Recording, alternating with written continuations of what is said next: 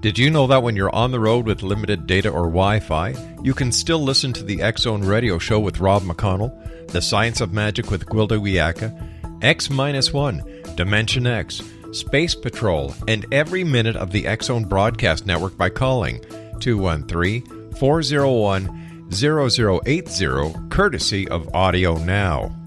No smartphone, app, or internet needed. It saves your data plan, and it's free if you have unlimited minutes.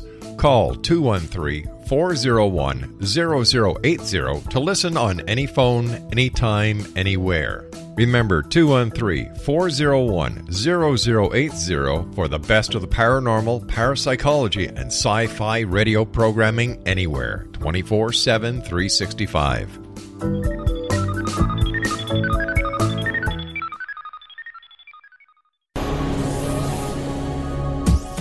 This is the X-Zone Broadcast Network, broadcasting worldwide on broadcast affiliates and satellite program providers, including CNN Broadcast Network, Sirius Satellite Network, Star Media, Good News Radio Network, Angel Broadcast Network, Wiki Broadcast Network, and WPBN TV. For more information on the X-Zone Broadcast Network, visit us at www.xzbn.net.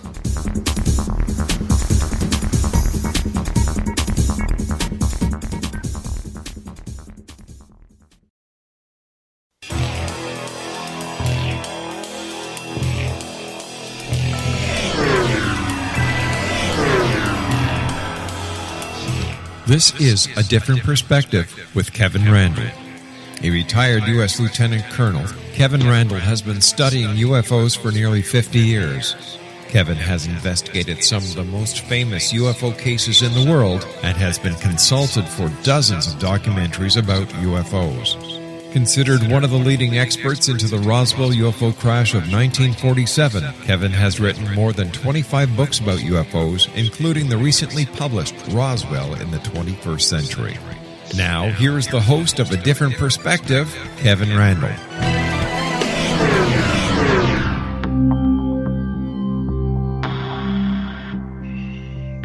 And good evening. We are back once again. Tonight, we're going to be talking to Rob Mercer, who is the proprietor, the founder of the Miami Valley UFO Society. And interestingly, I learned that he had been a member of the Roundtown UFO Society or group, Roundtown being Circleville, Ohio. And it was important to us in the Roswell case simply because a farmer in the area found a Raywin target and a weather balloon just in the days before the Roswell case broke, and he called the sheriff, talked to the local newspaper. They all were able to identify the weather balloon and the Raywin target for what it was as opposed to some extraordinary craft. And I had gotten a lot of help from members of the Roundtown UFO Society for their assistance in that part of the investigation. So I was delighted to learn that Rob Mercer, who is the guest tonight, is or had been or still is a member of the Roundtown UFO Society. So Rob, can you tell us a little bit? Well, first, welcome, and then can you tell us a little bit about yourself? All right. Well, thanks for having me on. I've been a follower of the UFO movement as far as reading about it and watching my whole life. And a few years ago, as my daughter started to get a little older, and I found myself having some more free time, I started taking it a little more serious. And I was listening to Coast to Coast one night, and they had a MUFON chief on there that was basically advertising, looking for people to join up and become investigators. So I went ahead and bought the book and went through the whole deal and became one pretty quick after that. And that's where I met the guys from Roundtown and joined up with their group. And they kind of gave me the idea of starting this group since I'm over on the east side or west side of Ohio, over here near Wright Pat. Pete Harninger, you probably know him if you've dealt with him. He had the idea, he told me you need to start a group over there and try to get people to tell some stories. So that's what I did, and he is a real good guy. He's taught me a lot so far. I stuck with MUFON I was there for about 2 years investigating, worked my way up to state section director.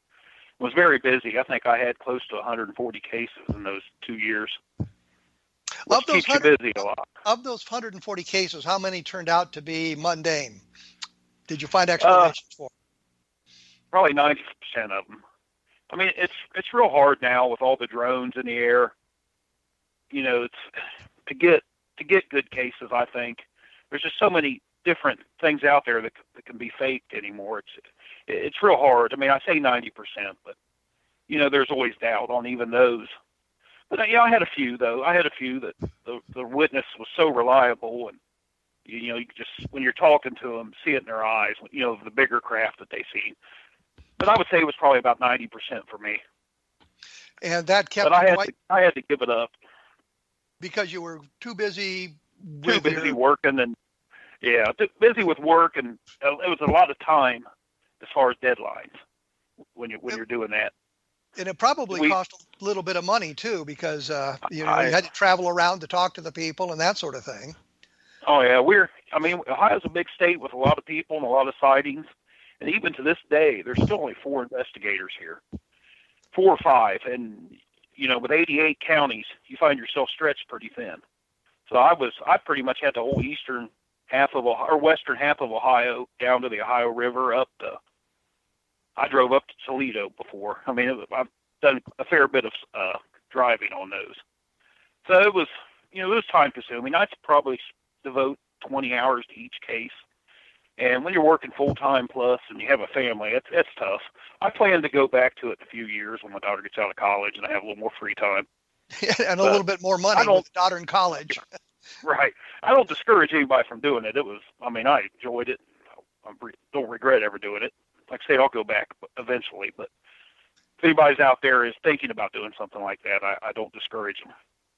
Well, I think that, it's a hobby that can just suck a lot of time and money and energy out of you if you get really involved in it. Yeah, but that's the first thing Pete told me from around town, that don't let it consume you. And I find myself doing that a lot. It's just, you got to step away from it for a while. Well, we're going to have to take a quick break here already. When we come back, I'm going to talk to you a little bit about the Socorro case, which is how we all ended up talking to one another and why there's been so many programs about the Socorro case in the last few weeks. There's more information available at www.kevinrandle.blogspot.com. So if you need additional information, that's a place to look for it. And we will be back in a very short time, so stick around.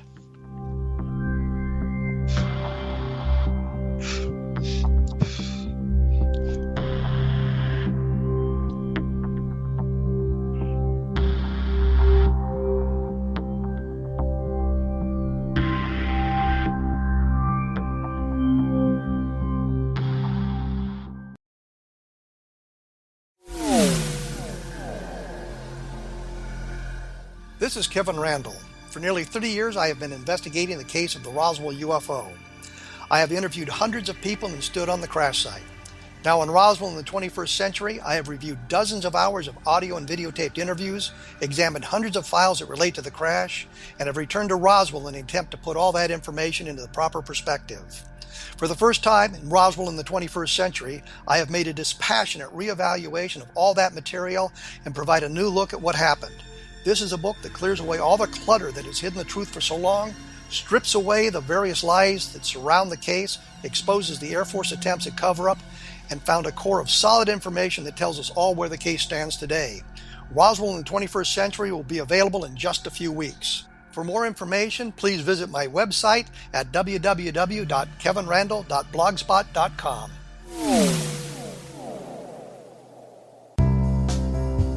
Gibbs A. Williams, Ph.D., is a practicing psychoanalyst, supervisor, researcher, and author in New York City. Much of his life has been dedicated to understanding nature and the uses of meaningful coincidences or synchronicities.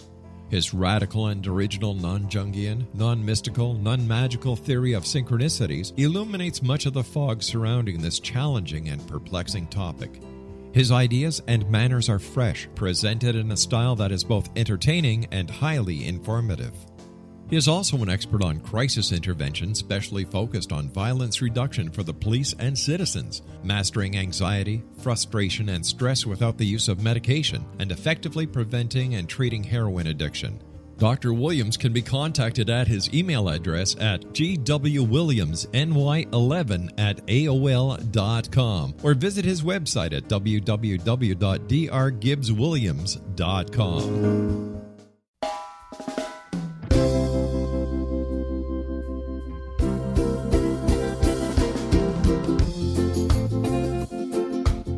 This is Johanna Carroll, host of Dialogue with Divinity on the X-Zone Broadcast Network. While walking along Kaanapali Beach in Maui this past year, I kept discovering all these shells and coral in the shape of hearts. My dialogue with Divinity was very simple.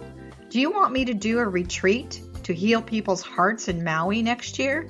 And of course, the answer was yes. As a master spiritual teacher, I am offering you a neat retreat called Rise, May 8th through the 12th, 2017, and the chance of a lifetime to rest at a 5-star resort for 5 days and experience a spiritual renewal of your heart and soul. Kaanapali is one of the top 5 beaches in the world. This stunning resort has undergone a $40 million renovation. I walked the entire property, checked out the room choices on your behalf, and I must say it is stunning. Our conference room faces the ocean with sliding glass doors. Maui is known as Mother Maui because it is a soft, gentle, healing energy. In the embrace of Mother Maui, you will feel yourself rising from the limitations of an ordinary life to an extraordinary journey of peace, bliss, and harmony. A greater sense of clarity. Our Rise retreat ignites renewal in the sacred elements of air, water, earth, fire, and wind. There's plenty of free time to enjoy all that Maui has to offer. A small deposit is required now to reserve your space, as this retreat, it will sell out. For more details, please go to johannacarroll.com and register today. Aloha, and I'll see you in mystical Maui.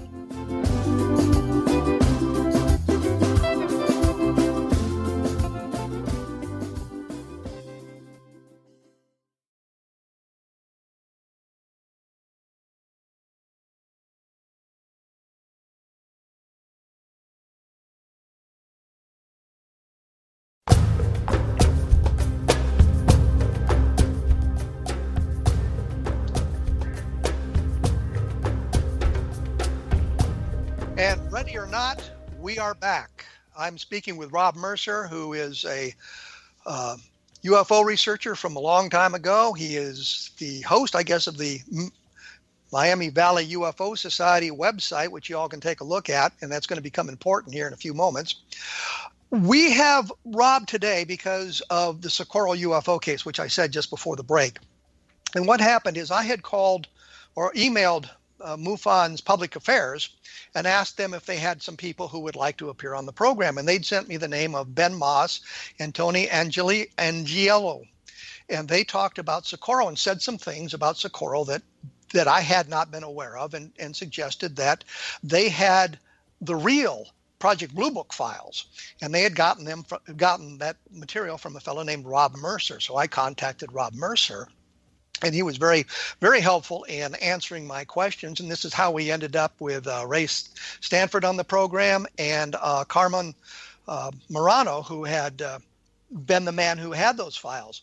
So I'm going to let Rob kind of explain to you how he ended up with literally boxes of files from Project Blue Book and some of the things that he might have found in there and how it all kind of relates to the Socorro case. So Rob, you're going to garage sales and you find a box of you were following Craigslist, I guess it was. So I'll let you tell it because I'm getting the story screwed up here. So you're reading Craigslist. So explain how that all came about. Okay. Well, like I say, I live in Springfield, Ohio, which is a little east of Dayton. I worked in that area as a plumber, which I still do, but I worked around Right Pat for about 15 years ago. And, I was going to people's houses. First of all, you'd be stunned, well, probably not, but how many people collected things and studied UFOs? I mean, it's a big big part of the population. It always amazed me how many houses I'd see nice collections in, books, folders, and especially around the base, and a lot of people that I'm assuming work there where their houses were located. But at that point, I've always kept an eye out at garage sales, and I'd find UFO magazines and books. I have a pretty good collection. And I started going to the thrift stores. There are several of them in that area, and you always find stuff there. Also, same thing. I'll go in and find UFO books all the time, photos from Right Pat. I found some fairly neat things. I don't really have time to explain on here. But in 2013, I had been doing it for a while. I would just get on there and do a search in our area for UFOs. But by getting on there, you mean onto the internet, onto Craigslist? On the Craigslist, just go to their website, and you bring up your area, which is, for me, it's the Dayton area, and I would literally in the for sale section just type in UFOs, and I had been checking it for a year, 2 years probably, every week or two. I just, when I think about it, do it. Well, I had just come back from one of our monthly MUFON meetings in 2013, and sat down that night and wasn't ready to go to bed, and decided I'd do a search again, and lo and behold, the ad popped up saying a guy had Project Blue Book files that belonged to a lieutenant. I think it said a captain in Project Blue Book. And he had a spread, and I've got the ad on my website if people want to look at it. So MiamiValleyUFOSociety.com. You just go to the Inside Project Blue Book page, and I've got it loaded with materials. But he had a spread laid out with some photos in a folder. He said there was a film and a few other items, and he won $100 for everything. So this was about midnight. I sent him a text. He had his phone number on there. Went to bed kind of excited. And the next day at work, he responded to my text message and told me he still had them. I got on the phone with him. He said he still had them, and he more or less reiterated the story that he had bought a pile of lumber at an auction in a garage in Fairborn a few months back. And when he was cleaning out this lumber at the end, there was a box under it, and he took it with him because he was the last person in there. It was his job to get the stuff out of there. And that's where all this materials had come from. I talked him into holding them for me after work, and I drove down there, which is the Centerville area, which is south of Dayton, a suburb, and went in, looked at them, and they were what he had told me. I could tell they were, period from the 60s, 40s, 50s, and 60s photos. They were put together in binders from that area. There were some loose papers and basically everything he described. So I gave him what he wanted for him and took off out of there. As soon as I got in my truck, I made sure I screenshot the ad on my phone because I did not want to not have that in case I ever got in trouble for having these files. I mean, that's just, I guess it was my instinct. Got home, started looking through them, spent a few days. I called the guys from Rufo's around town over. One of our state director from MUFON came over, and we spent a Saturday looking through them. And we became convinced that they belonged to the name on there the most was a Carbon Murano. You had him as a guest. He had signed a lot of the items, even though some of them, an internet search showed when he was there in the late 60s. But there are a lot of things in here from the 40s and 50s. But well, let me jump ahead here because this is what fascinates me. So you've got the name Carmen Murano. He's a lieutenant. I think Ben Moss sent me a picture of him in the Blue Book office with Quintanilla yep. in the background or in the foreground and all yep. of that sort of thing. So clearly, this guy, this Carmen Murano, had been a member of Project Blue Book at some point. Right. So how do you get from the name in the files to actually finding the guy? Well, that's where I was worried, and it cost me money to do a good search to make sure. But I was pretty sure it was him, so I did some real estate searches in Dayton, found out houses that Carmen Murano that was in the Air Force lived. I basically bought a subscription to Ancestry.com. So there's not many military records available on just a general internet search. So I went through Ancestry.com and was actually able to track him down. Found out where he was from in Pennsylvania. And stories with what I was reading about him that started to match up. And at that point, I was fairly certain that I had the right guy, but I still had to worry about finding, approaching him. I found out a name where the guy that they had sold a house in Fairborn 2 or 3 years before, and then it had changed from his name to another name. They went and moved to that person bought another house nearby and sold that house in like July of 2013, which was the few months back that the guy had told me from September. So everything was matching up here. So I decided I made a trip over to Fairborn, which is right outside the gates of Ripat, and found the house that they had moved out of. And sure enough, it was I think I may have sent you a picture of it. It was a 2-story garage. That's what the guy told me. It came out of a 2-story garage. So I knew right then I was at the right place. I mean, you don't see a lot of 2-story garages for starters. And everything, it's just the kind of place where you would store something and forget about it. So, at that point, I knew I was the right guy. You've got his name. You found his house. He's obviously moved out of there. He's gone from that location. Yep. How do you get from that house to Carmen Moreno, where he lives today? Well, I assumed that the name, I'm guessing, was his wife's. They had bought another house there in Fairborn. I did several. I drove my wife crazy doing drive-bys on this house. Anytime we went to Dayton for anything, we got to drive by and see if I see him outside. I was hoping to catch him outside mowing grass. I had his picture. I had a younger picture from off Ancestry.com when he was in high school. I had things to go on. I would know if I seen him, just to know I was on the right track. And I'd never seen him out there, and I probably did that for 6 months. I had his phone number, though. I just didn't have – I wanted to call – I did not want to share him with anybody outside of our little group until I talked to him, until he knew I had him. I didn't want to get him in trouble. I didn't want to lose him either, but I didn't want to get him in trouble. So I hesitated calling him for a long time. And Pete from the Round Town group, he's former National Guard. He and I were talking about it. He told me that he ought to give him maybe he could give him a call since he had a little military experience, which is the same reason I gave you his contact information, by the way. I knew he would relate to you very well with your military background.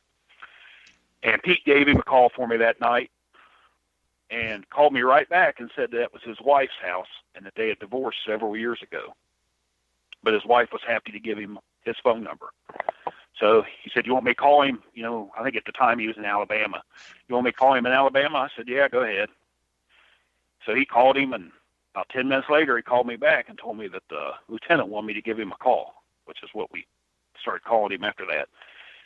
So, I was a little nervous. Like I say, I didn't know what kind of trouble you're going to get into with something like this. First of all, let's take a moment here, because I think what's very interesting is you've got a box of material. None of it's marked classified, none of it's marked secret, so it's clearly stuff that's been collected legitimately from the Project Blue Book files. You've now tracked this guy down, which I find amazing that you were able to find the house. We were able to find the ex-wife and all of that and get to him in Alabama. And now you've talked to him in Alabama. It's the right guy, and you've got all this material. So So you now call him on the phone, and what do you learn? I call him that night, and even then he didn't fill him in a whole lot. He just said, a guy's got some papers of yours, and he wants to talk to you. So when I called, I probably spoke with him 3 hours on the phone that first night. We talked a little bit about, UFOs, but I explained to him where I had gotten them, and his first reaction was, I must have left them behind when we divorced, by accident. In the way they were stored up there, somebody set them down, something got set on top of it. You know how it is to lose something like that in a basement or an attic. But he had no idea that I had them, but he was all right. After he thought about it for a couple of minutes, he's like, yeah, I guess that's all right. I mean, I said, if you want them back, I'll give them to you. He's like, no, you can keep them. So we continued to talk about UFOs for a while. And you've talked to him, you know a lot of this story, but at least what he told me is when the program shut down there in '69, he left UFOs. He closed this stuff up, took his box home because he thought, it might be neat to look at in the future, but he more or less got out of reading about them whatsoever. I think he also suggested that it was stuff that he didn't think should be thrown away. It should be stuff right, that should be retained, which is good for us because it provided us with a lot of good information. But I think that was an admirable thing to do as well, that he thought enough of the material they had collected that it shouldn't just be destroyed in some fashion. So you're talking to him for 3 hours, and he let you know that he has more? Yeah. We spent a good bit of time talking about politics and just current affairs. But I asked him in our conversation, the obvious question, his opinion on Roswell. I was just trying to pick his brain to see what he still remembered. And the reason I know he's not lying about not following it is believe it or not, he had never heard of Roswell, the case. I mean, at that point in 2000, and by this time it was spring of 2014, he had never heard of Roswell, the UFO case out there, which is a hard thing to do, in my opinion. Yeah, so he really severed himself from it. Yeah, in today's environment, not knowing about Roswell is very difficult not to do with all the TV programs and the books and the magazines and everything like that. We're going to have to take another short break here. Okay. When we come back, I think we're going to talk a little bit about what stuff you found in the files, not only the Socorro information, but other things you found, including movie footage of UFOs and that sort of thing, which is fascinating, and all is available at your website, which is the Miami Valley UFO Society.com. Take a look at that, and you'll see some interesting stuff. So we will be back in just a few moments, so stick around.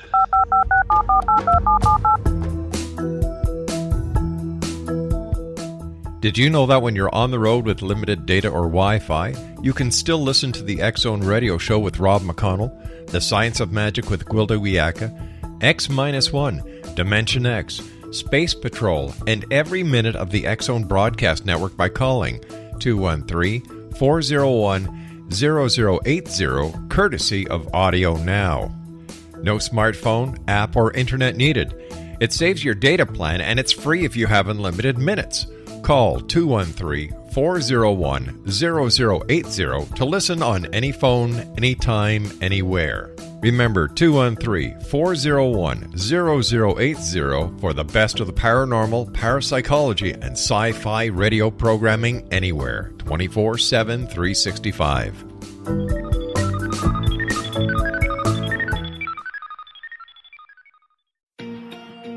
Wouldn't you love to know the secret to everything?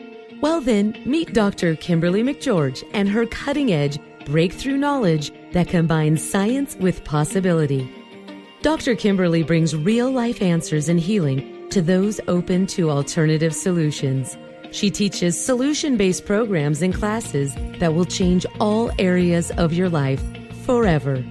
Specializing in conscious creation, intuitive readings, and energy medicine, you can rapidly shift health, relationships, business, and money and abundance challenges quickly. Receive her best-selling book, Secret to Everything, at no cost by going to secrettoeverything.com/X-Zone. That's right, transformation can start now. Just go to secrettoeverything.com/X-Zone and receive Dr. Kimberly's book for free.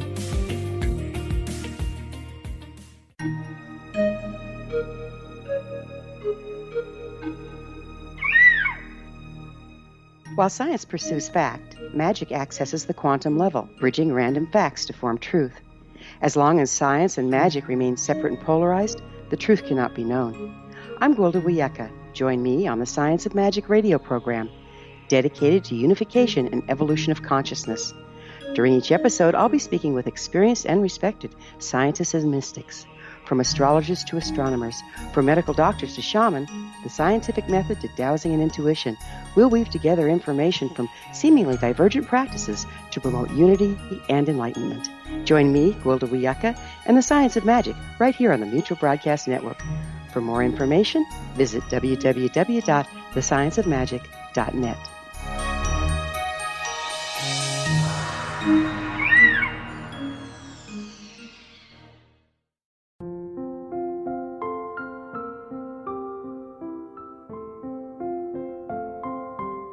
I am Dr. Carl O. Helvey, founder, president of a new cancer foundation focusing on evidence-based physical, mental, and spiritual interventions, including natural cancer cures, prayer, meditation, affirmations, nutrition, and other related holistic cancer prevention and cure modalities. These are used in cancer education, research, and financing care. I ask for your help to continue this important work by donating at www.holisticcancerfoundation.com.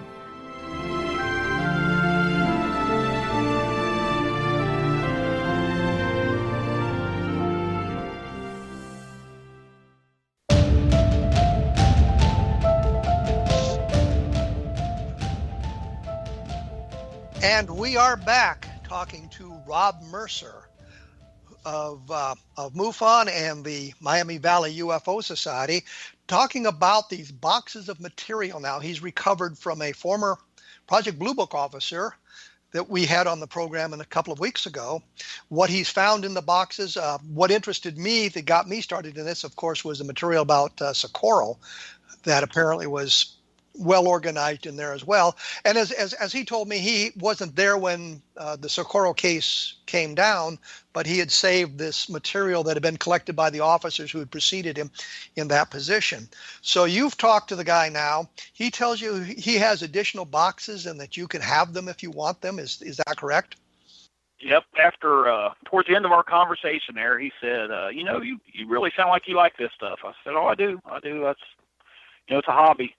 He said, well, I've got, back where I live in the summer, he said, I've got several more boxes that you can have. I said, you do? I said, he said, oh, yeah. He said, I don't really have anything to do with them. I don't have any family or anything. He said, you're welcome to them. I said, well, I can meet you up there and pick them up sometime, it's in upstate Pennsylvania. And he said, no, I'll just mail them to you. He said, just give me a call in a couple weeks and remind me, and I'll send them to you.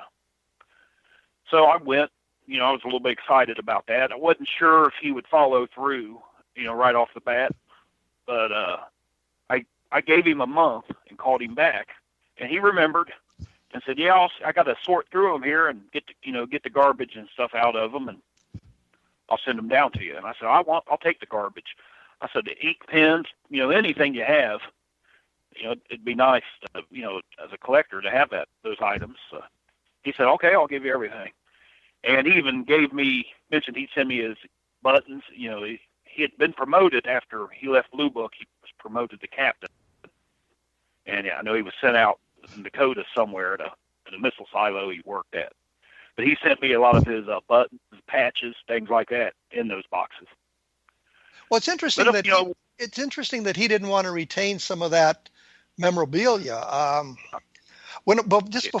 Interesting, and I digress here, but it's kind of interesting. When I was about to go to Iraq, I talked to a number of friends of mine that had been in Vietnam with us, and we can wear combat patches. On our uniform, you can wear a patch if you served in combat with it, even though you're not assigned to that unit anymore. And so I wrote to him. I said, anybody got an old 1st Aviation Brigade patch that they wore in Vietnam? And I got a couple of those. So I was wearing 1st Aviation Brigade patches that had been in Vietnam while I was serving in Iraq. So I find it a little bit surprising that he didn't want to keep some of that memorabilia, but he sent the whole kit and caboodle to you. Well, I mean, it appears to just be his captain items. I don't have anything from when he was with Blue Book as far as that goes. This stuff seemed to be new and unused, or hardly used. But it was mainly captain pins, yep. Patches, and they're blue off of blue uniforms. Some of the patches were. So you've got these boxes of stuff. Oh yeah, it was like Christmas. What was the most exciting thing you found in those boxes? Well, when they showed up, first of all, I come home, work, and they're sitting on my front porch, and they are heavy. I bring them in, open them, and it's just stacks of papers that look like they've been cut. A deck of cards that's just been cut, moved, and stacked. They weren't real organized. I was finding, a lot of, and keep in mind, I'm not a Blue Book expert. And especially then, I was not a Blue Book expert. So I opened them up, and I'm seeing blue books that say Blue Book on them. Right then I'm excited because I've never seen anything like this before. I have now on the internet. I know things like that do exist. Film canisters, slides.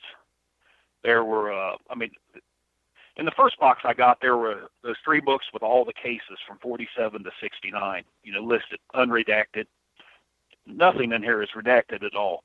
Complete folders. I think I sent you a copy of the 2 from New Mexico there. Yes. There were probably about a dozen other complete folders like that with actual 3-digit case numbers on them, so I knew they were old. They have to be before Morano's time of even when he said he put the stuff together for the press. This stuff had to already be put together because of the case numbers and the way they are. There was just books from NASA about physics. The books that, as I'm looking through it, I'm figuring out that, because even then we really hadn't talked about what it all was. I just was sorting through it. Books that they use for investigating. And you mentioned film canisters. What were the film canisters? What was in there? There were 3 of them. One of them was a Tremonton UFO, which I think you might have watched my video on there. And then you had the Moline, Illinois from 67, that canister came with the first batch I got from the guy on Craigslist. And then there was also a microfiche, which to this day I've never watched yet. I need to take it down to our library and check it out. It just says Meteor Report. And then there was another film in there that says FTD UFO Unclassified 66/M-1-56. Not sure what that means, if it's from 1966, 1956, but you can see a little white dot. It's nothing exciting, but it was something I can't find any information on that one. That's one of the ones that it's just what's on the films, what's on there. Well, can't find a specific case.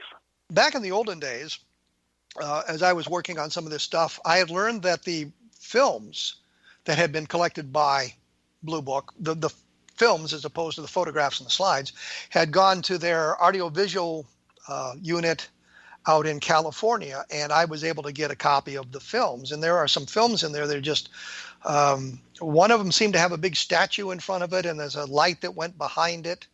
There was one from the movie, I forget the name, Tony Franciosa was in it. It was a Western, and behind him you see this white light go behind him while he's sitting on the horse.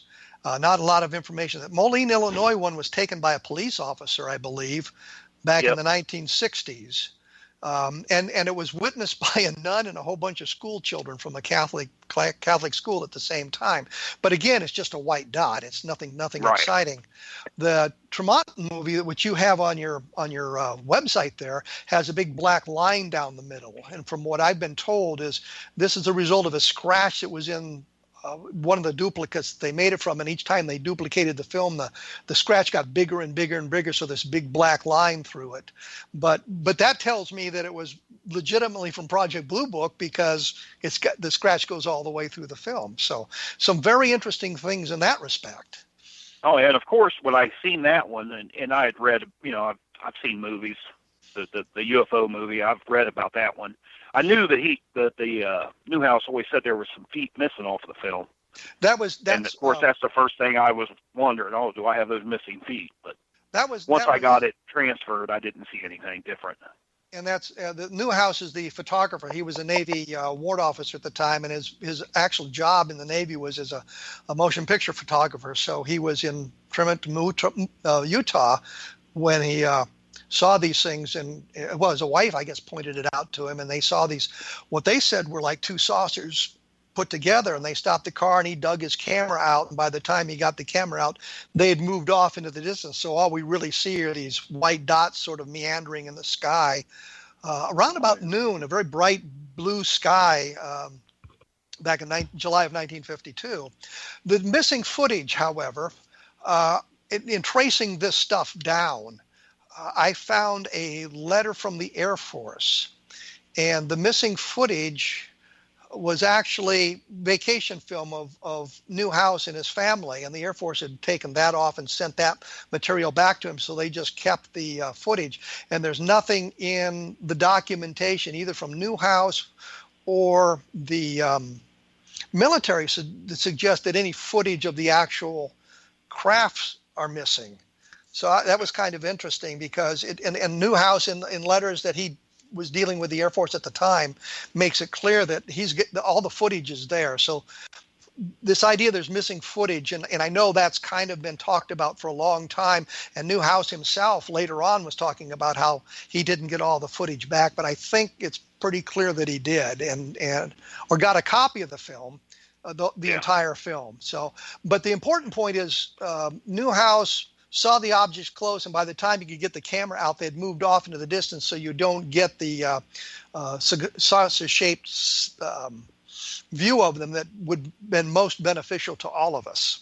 So the Newhouse film is there. These other films are there. Any other photographs that were interesting? Yeah, there was quite a few photographs. A lot of them are color. Well, when I was going through the boxes, the first thing that caught my eye was the glass slides from the Homer, New York case in '64, which I'm pretty sure you're familiar with that one. There were 7 color glass slides in there. So I started, that doesn't seem like something the Air Force would have had made. To me, anyway, if they were making copies, why would they have glass slides made? So I wondered if that was something original from the actual witness that sent them to the Air Force, or maybe because I know it said they sent color copies and slides. So I'm thinking these are probably the original slides from the witness. Yeah, it sounds like it is, and they would make copies of that and send the copies back to them, but they kept the originals for analysis. Yeah, I mean, I just don't, from everything I've seen in my little bit of stuff, I don't know why the Air Force would have had glass slides made. You'd think they would have, I mean, I'm not saying they didn't, but it just seems unlikely to me. But those were in there. That another one that caught my eye was that, and I think I've showed it to you, that B-47 tail. Yes. The way it was wrapped up in an envelope and kind of shoved in the paperwork. And I asked him, I would call the lieutenant every once in a while and ask him about things in here. Of course, he didn't remember much. So, but that's when he started to explain to me that he had put it together for the press. Yeah, and that's what he told me as well. You said something else that was interesting here, and I want to go back to that. You said that you had an index from the Air Force from the Project Blue Book files, and they're all. I mean, is it well, it's not an index to the end of 1969, is it? It's just an index up to. No, it's through the end of '69. It's 4 books, and there's a picture of them on my page down there. Or I'm sorry, 3 books. They're in the original folders that they came in. And and you can find them online, but everything's redacted. But it's just the 3 columns with the location, name, and evaluation. And you have the witness names in all of those. They're not redacted. Is that what you're saying? Right. Their last names, anyway. And it does go all the way up to December 1969. Well, December 31st. Back when we learned that the Project Blue Book files were available for research in the early 1970s, before they went to the National Archives, a friend of mine and I went to Maxwell Air Force Base, and one of the first things we did is get a hold of the index, and we went through and copied the names of for the unidentifieds, the photo cases, and the physical evidence cases, so we could put the names back in. But you've got everything there, which would make it much easier to do. I do, and I started as a project it took me a few months to go through this stuff and separate it, and I've made it for display. I take it to different conferences around this area, and I like to let the people of Ohio anyway get their hands on it, look through it. So I've separated everything, put it in binders, but it took me a few months. But once I got through that, I was able to actually start sorting through things and spending a little time on them. Well, we're gonna have to take a quick break here, our last break before we go away.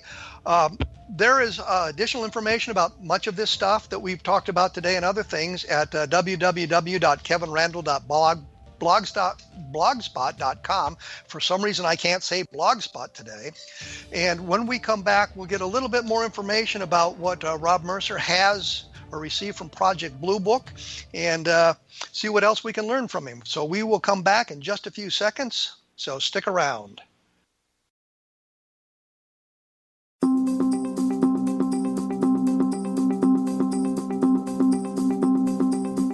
As host of Dialogue with Divinity, I am thrilled to join the X Zone Broadcast Network and their growing number of affiliates. My quest for a connection to the divine ignited my successful career path as an international spiritual counselor for over 40 years, and author of 4 books, and well-known metaphysical educator. My clients call me their spiritual mama.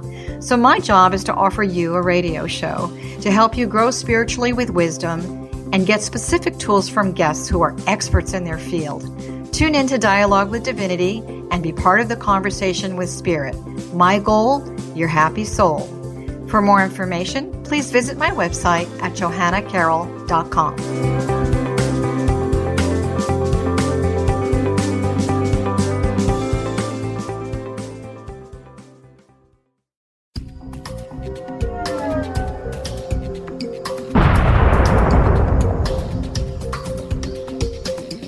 Coming soon to the X-Zone Broadcast Network is A Different Perspective with me, Kevin Randle, as your host. We'll be taking a close look at what is happening in the world of UFOs today with side trips into the paranormal. Guests will range from those who are household names to those who have a different perspective on a variety of topics. No topic will be taboo, but there will be tough questions asked as we all search for the truth about UFOs, the paranormal, and those things that excite us. Sometimes we'll agree with a guest and sometimes we won't, but we'll try to keep the program topical. For those of you who would like to read, be sure to visit www.kevinrandle.blogspot.com and remember to listen to the other fine programs on the X-Zone Broadcast Network at www.xzbn.net.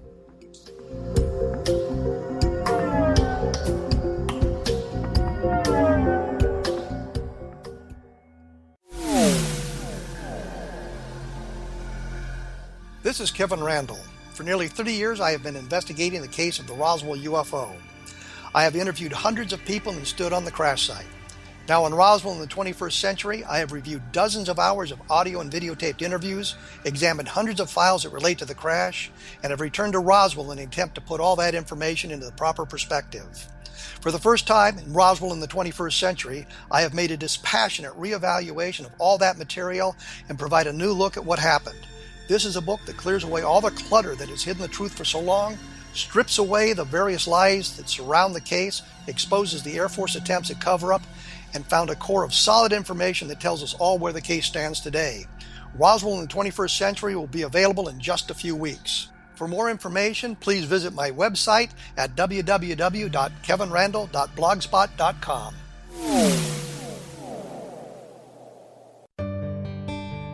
Afterlife expert Roberta Grimes was the first one to say that dying can be fun. Now her best-selling book, The Fun of Dying, is available in stores worldwide. So if you wonder whether death ends life, how it feels to die, or what heaven might be like, The Fun of Dying was written for you. And if you have always been afraid of death, or if you worry that your life has no meaning, let The Fun of Dying ease your fears and bring new meaning to your life. Nothing said in The Fun of Dying is based on the teachings of any religion. Instead, Roberta draws on evidence to explain how death happens, how it feels, and what comes next. A lot of the best death-related evidence was produced in the first half of the 20th century. When it is put together with recent discoveries, it tells a consistent and amazing story. Roberta Grimes blogs and answers questions at robertagrimes.com. Her wonderful book, The Fun of Dying, is available on Amazon and at stores worldwide wherever books are sold.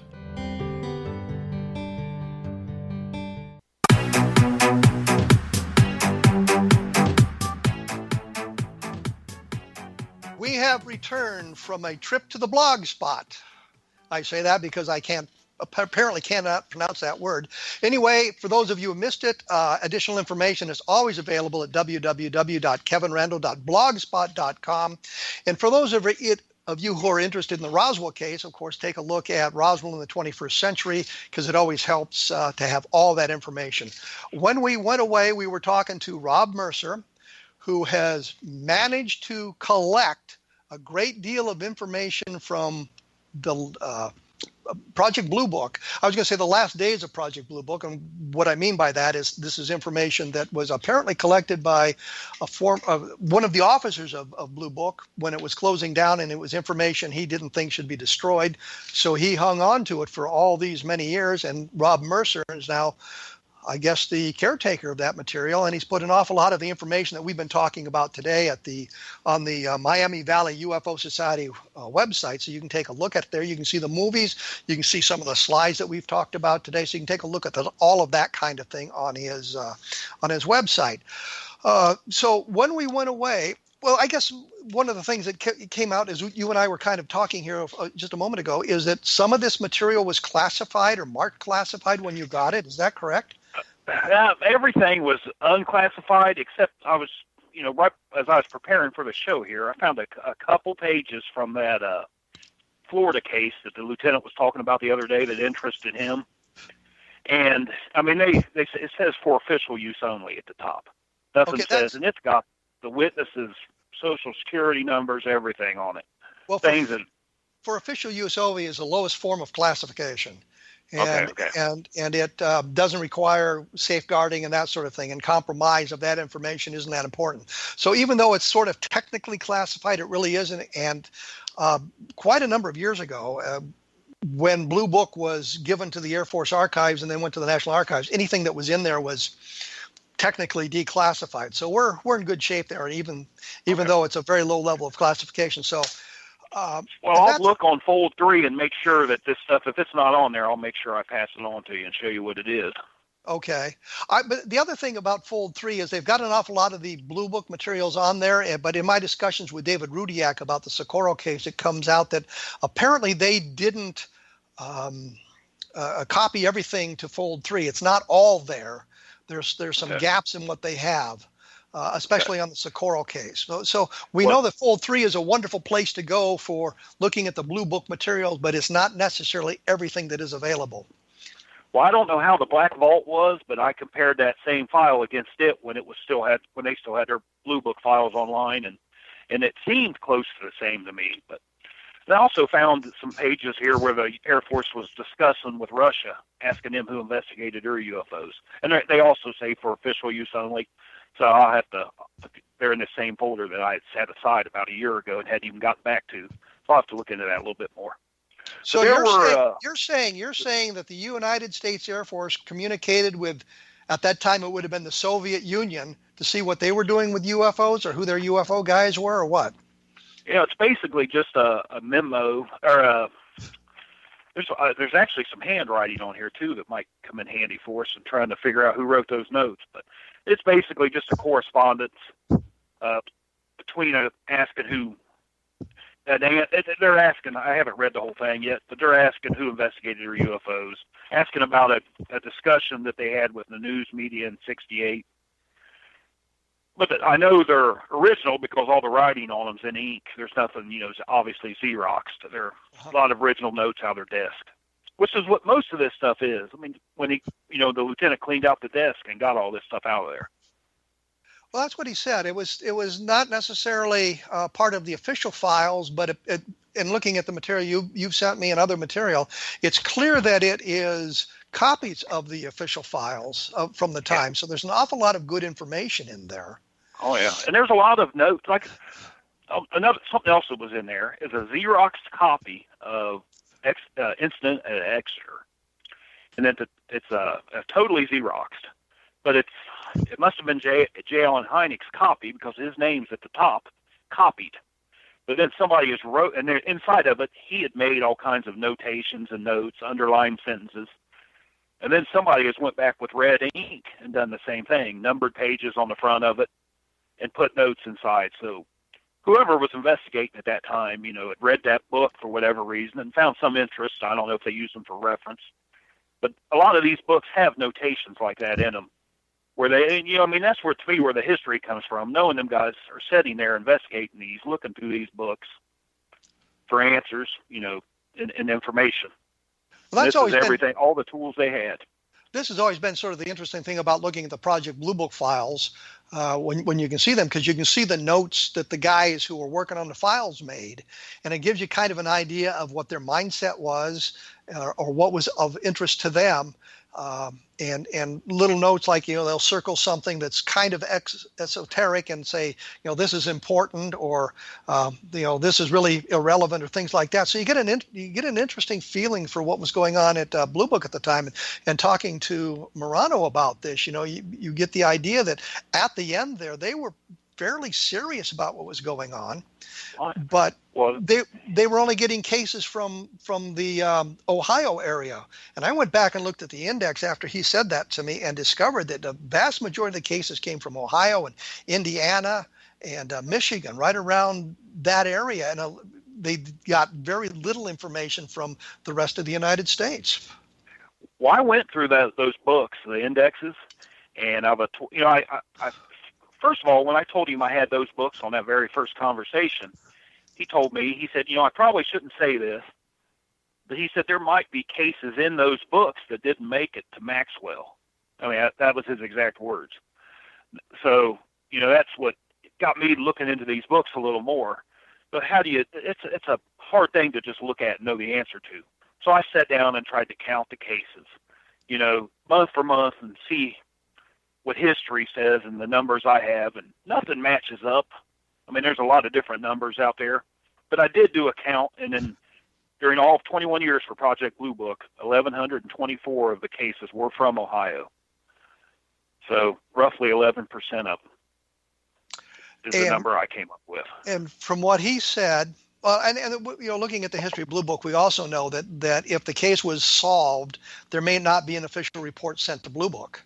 It was solved by the local UFO guy, and they didn't bother sending it to Blue Book. There's an awful lot of cases where it's labeled as insufficient data for a scientific analysis, which is not an answer, but it also doesn't fit into the unidentified category. And I think I made a survey once and discovered like 45% of the cases were insufficient data for a scientific analysis. So there's an awful lot of unexplained cases in the Project Blue Book files, and some of those that were insufficient data are in fact insufficient data. You really can't see much about it. Yeah, that's true. And I've got a lot of memos, and they'll just say info only, no case. A lot of paperwork like that. Or at the bottom of the index pages, there'll be information only cases, and it's like newspaper clippings and that sort of thing. Yep. As opposed to. And that's another thing. Yes. Go ahead. I'm sorry. No, go ahead. That's another thing they had. There was just a stack of newspaper clippings all the way back to the early 50s. Just anything that discussed about a UFO, they had somebody had taken the time to collect them. Well, and some of them may be case related. Ruppelt said when he took over Blue Book in 1951, when it was still Project Grudge, that one of the first things he did was sign up for a clipping service. So that was a way to get leads to cases. So there would be an awful lot of interesting information there that they may never have gotten to simply because of the workload that came down, especially in 52. Yeah, so I got a lot, there's 100 or so news clippings in this group. It's probably all that they had, I guess. And something else they collected, which is funny to me, and I've got some of them on there, is comics and cartoons. Even so much as there's napkins in there that have a picture of an alien on them. For whatever reason, they kept all that stuff. They were just in a folder. I put them all in a binder. And then I've got a few on the webpage here where they actually doodled on and put notations on. You may have noticed the one on there with Quintanilla where he's hypnotizing a crowd. Or somebody wrote Quintanilla's name above it. In red ink. Well, it had to be one of the guys working there on the swamp cast. There was another one that somebody wrote Captain Gregory's name above a guy in a car. And Captain Gregory, for those of you who do not know, was one time the chief of Project Blue Book in the late 1950s, I believe. Yep. Yeah, he was the first one that came in that they really wanted to debunk everything. That's what they said he was hired for. So. Yeah, that was the impression that a lot of us got, that looking back at the history of Blue Book, was that after Ruppelt left and it kind of fell into disrepair, they finally brought somebody else in and kind of revitalized it, and Captain Gregory was rabidly anti-extraterrestrial alien. So his attitude was these things can all be explained in some fashion. Now, two things that the lieutenant was excited about me getting was, one of them was a letter from Carl Sagan to Quintanilla, and I've got it on my page there. But I've also had a handwriting expert look at it and tell me that that's not Carl Sagan's autograph on there, probably a secretary's. But the lieutenant didn't know that. It was just something that was there when he got there and he was excited about. And then the film that's on there of Quintanilla doing the interview, I don't know if you've had a chance to see that yet, but that's another film. It was in a box from a TV station in Virginia. And the lieutenant asked me if I had a chance to see it. He said that was something that was in the back of a desk drawer. He didn't know what it was, but as he was throwing stuff away, he's like, I'm going to keep that and see what it is later. Well, Rob, Rob, I got to tell you, we're out of time. Okay. I appreciate it. It's been fascinating. The website, for those of you who'd like to look at this stuff, is the Miami Valley UFO Society. So take a look at it. More information will appear at www.kevinrandle.blogspot.com. Rob, thank you so much for being with us today.